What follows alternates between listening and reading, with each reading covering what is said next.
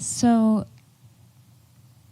just picking back on that question, there's in the spiritual community, especially in Southern California, there's a lot of people who are tapping into altered states of consciousness through psychedelics as well as sacred plant medicine ceremonies, which do come from, indigenous cultures and Native American traditions.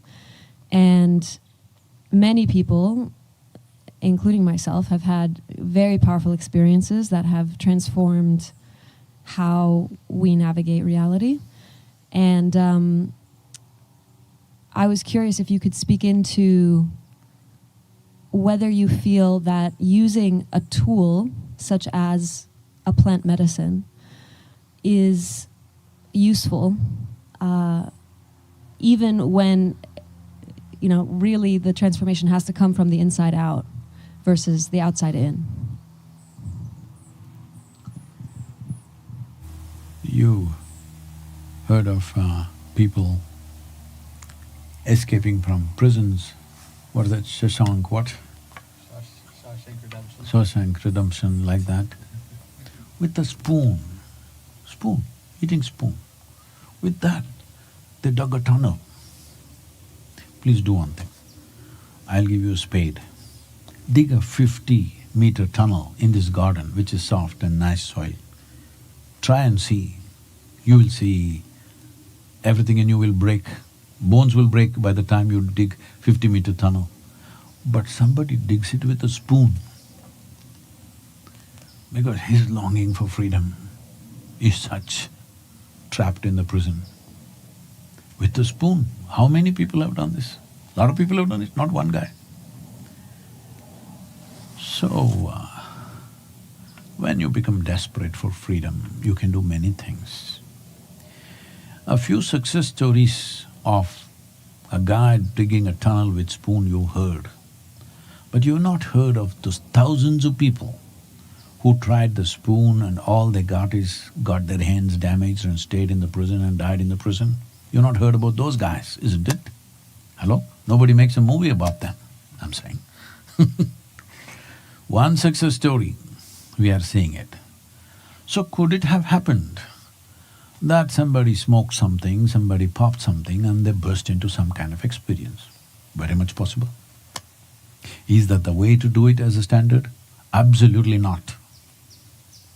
It could have happened that somebody attained to something through some influence from anything. It could be a chemical, it could be a plant, it could be alcohol, it could be anything. Somebody in some way broke some limitation and something happened which was transforming. Very much possible. I'm not saying no.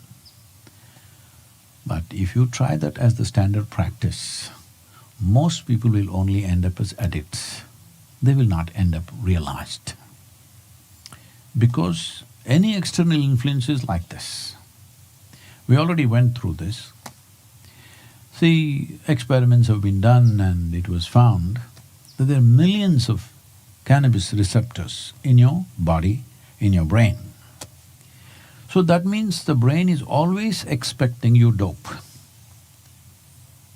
Yes, because it's there in your brain. The receptors are there waiting for cannabis. That's why it's legal today. No. You are not supposed to go looking for that weed. You're supposed to generate endocannabinoids.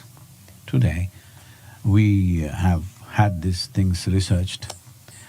A group of professors from Rutgers, Indiana University, Harvard University and Florida came together, experimenting and investigating and researching this simple practice that we teach as inner engineering. 90 days if you practice, your endocannabinoids are up by 70%. You're always stoned. That's why I'm not showing my eyes to you, because I'm always stoned. Never touched a substance, but always stoned. So people ask, doing all this variety of work, you don't know all the nonsense I do? Too many things, too much management every day. Over 11 million part-time volunteers to get work done from volunteers, One thing is they're not trained for the job. Another thing is you can't fire them for inefficiency, they're volunteers. They're super enthusiastic, but they don't know a damn thing. With these people, many complex projects doing means endless management, 24-hour management. People ask Sadhguru, how do you manage from one to another, you're just sitting like this? Won't you lose your mind one day? They look at my eyes. Do I look like I'm going to lose my mind? I already threw it away a long time ago because I'm always stoned. These people who are doing a simple practice, if their endocannabinoids are up by 70% in 3 months, mine is up 1,000-fold. She's always stoned too. Yeah, that's what I'm saying, but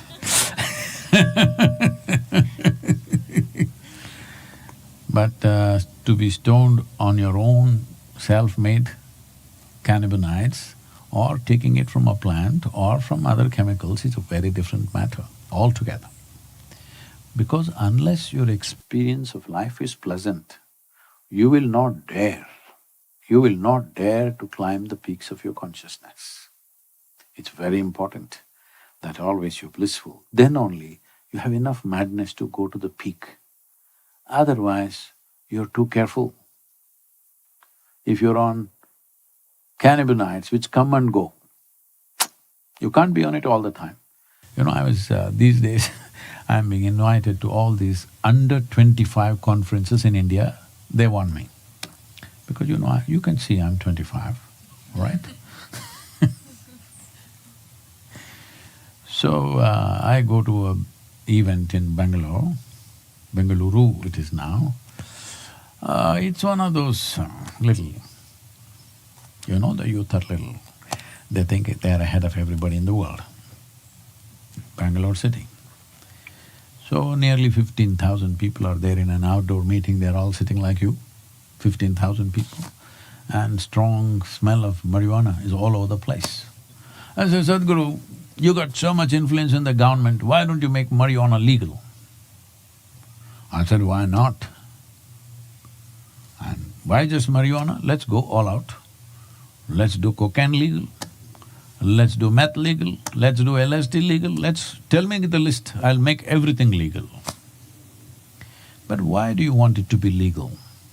You want to go to the university smoked up? I said, why not?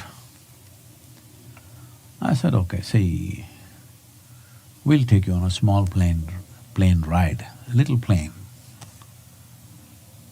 And you're waiting, but the pilot comes smoked up. You want to go on this ride? Like that. I said, okay, you're not getting it. You need a major surgery. The surgeon comes smoked up. You want to go through the surgery? Oh, no.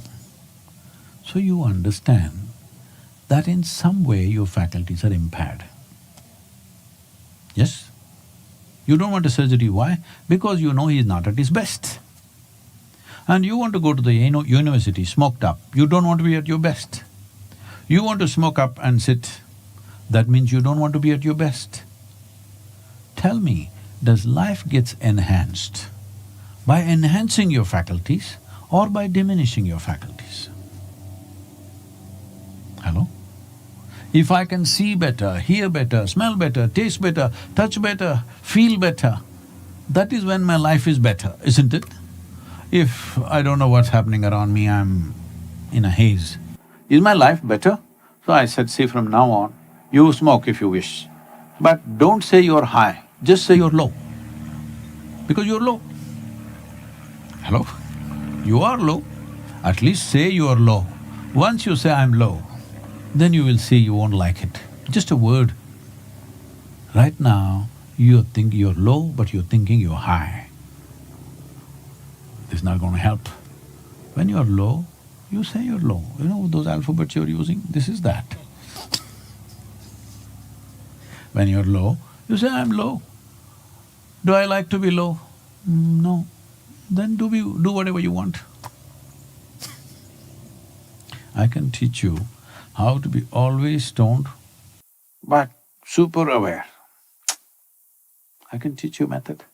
You just have to come and spend a week with me, just a week. I want to know how you know what it smells like. Huh? How do you know what marijuana smells like? I grew up in '60s, man. See, in India… No, from the age of 19, for 27 years I trekked in Himalayas. Last 14 years I've been trekking in Tibet and Nepal. There are valleys. We walk through valleys where it's this high. You have to wade through marijuana, okay? Nobody bothers to touch it. Some lazy guy in the village will be sitting and smoking. Nobody else bothers about it. It's some live in Himalayas. The Himalayan valleys are like simply a carpet of marijuana. Literally you're till here. You have to wade through marijuana and go.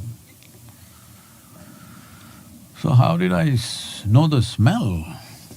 Come on, don't you know the smell of… do you know the smell of shit? Does it mean to say you've eaten it?